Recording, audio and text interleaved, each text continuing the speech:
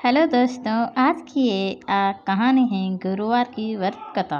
प्राचीन समय की बात है। किसी राज्य में एक बड़ा प्रतापी और दानी राजा राज्य करता था। वह प्रत्येक गुरुवार को व्रत रखना और भूखे और गरीबों को दान देकर पुण्य प्राप्त करता था। परंतु यह बात उसकी रानी को अच्छा नहीं लगता था। वह न तो व्रत करती थी और न ही किसी को एक भी पैसा दान में देती थी, और राजा को भी ऐसा करने से मना करती थी। एक समय की बात है। राजा शिकार खेलने को वन को गए थे। घर पर रानी और दासी थी। उसी समय गुरु विस्पति देव साधु का रूप धारण कर राजा के दरवाजे पर भिक्षा मांगने को आए। साधु ने जब रानी से भिक्षा मांगी तो वह कहने लगी, हे साधु महाराज, मैं इस दान और पुण्य से तंग आ गई हूँ। आप कोई ऐसा उपाय बताइए जिससे कि सारा धन नष्ट हो जाए और मैं आराम से रह सकूं। बृहस्पति देव ने कहा, हे देवी, तुम बड़ी विचित्र हो। संतान और धन से कोई दुखी होता है। अगर अधिक धन है तो इसे शुभ कार्य में लगाओ।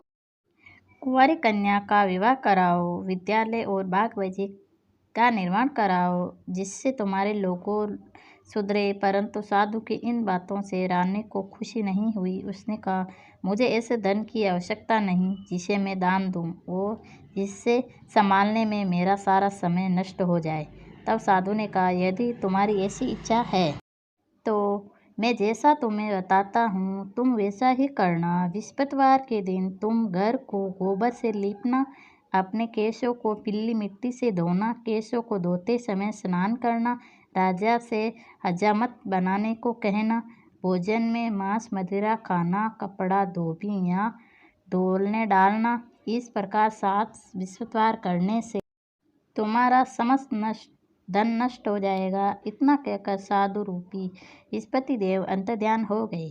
साधु के कहे अनुसार कहते हुए रानी को केवल 3 बृहस्पतिवार ही बीते थे कि उसकी समस्त धन संपत्ति नष्ट हो गई। भोजन के लिए राजा का परिवार तरसने लगा। तब एक दिन राजा रानी से बोला, हे रानी, तुम यहीं रहो, मैं दूसरे देश को जाता हूँ, क्योंकि यहाँ पर सभी लोग मुझे जानते हैं, इसीलिए मैं कोई छोटा कार्य नहीं कर सकता। ऐसा कहकर राजा परदेश चला गया। वहाँ वह जंगल से लकड़ी काट कर लाता और शहर में बेचता। इसी तरह वह अपना जीवन व्यतीत करने लगा। इधर राजा के परदेश जाते ही रानी और दासी दुखी रहने लगी। एक बार जब रानी और दासी को 7 दिन तक बिना भोजन के रहना पड़ा तो रानी ने अपनी दासी से कहा, हे दासी, पास ही के नगर में मेरी बहन रहती है। वह बड़ी धनवान है, तो उसके पास जा और कुछ ले आ ताकि थोड़ा समय गुजर बसर हो जाए। दासी रानी के बहन के पास गए। उस दिन बृहस्पतिवार था और रानी की बहन उस समय बृहस्पतिवार व्रत की कथा सुन रही थी। दासी ने रानी की बहन को अपनी रानी का संदेश दिया, लेकिन रानी की बड़ी बहन ने कोई उत्तर नहीं दिया। जब दासी को रानी की बहन से कोई उत्तर नहीं मिला तो वह बहुत दुखी हुई और उसे क्रोध भी आया। दासी ने वापस आकर रानी को सारी बात बता दी। सुनकर रानी ने सुबह भाग्यों को कोसा। उधर रानी की बहन ने सोचा कि मेरी बहन की दासी आई थी, परंतु मैं उससे नहीं बोली, इससे वह बहुत दुखी हुई होगी। कथा सुनकर और पूजन समाप्त कर वह अपनी बहन के घर आई और कहने लगी, हे बहन, मैं बृहस्पतिवार का व्रत कर रही थी, तुम्हारी दासी मेरे घर आई थी, परंतु जब तक कथा होती है तब तक न तो उठते हैं और न ही बोलते हैं, इसीलिए मैं नहीं बोली। कहो दासी क्यों गई थी? रानी बोली, बहन, तुझसे क्या छिपाऊं, हमारे घर के खाने तक को अनाज नहीं था। ऐसा करते कहते रानी की आंखें भर आई। उसने दासी समेत पिछले 7 दिनों से भूखे रहने की बात अपनी बहन को विस्तार रूप सुना दी। रानी की बहन बोली, देखो बहन, भगवान बृहस्पति देव सबकी मनोकामना को पूर्ण करते हैं। देखो, शायद तुम्हारे घर में अनाज रखा हो। पहले तो रानी को विश्वास नहीं हुआ, फिर बहन के आग्रह करने पर उसने अपनी दासी को अंदर भेजा तो उसे सचमुच अनार से भरा एक घड़ा मिल गया। यह देखकर दासी को बड़ी हैरानी हुई।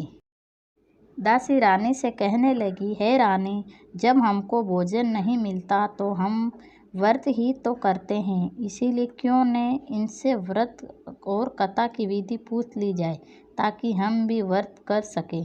तब रानी ने अपनी बहन से बृहस्पतिवार व्रत के बारे में पूछा। उसकी बहन ने बताया, बृहस्पतिवार के दिन में चने की दाल और मुनक्का से विष्णु भगवान का केले की जड़ में पूजन करें तथा दीपक जलाएं, व्रत कथा सुने और पीला भोजन ही करें, इससे बृहस्पति देव प्रसन्न होते हैं। व्रत और पूजन विधि बतलाकर रानी की बहन अपने घर को लौट गई। 7वें रोज बाद जब गुरुवार आया तो रानी और दासी ने निश्चय अनुसार व्रत रखा।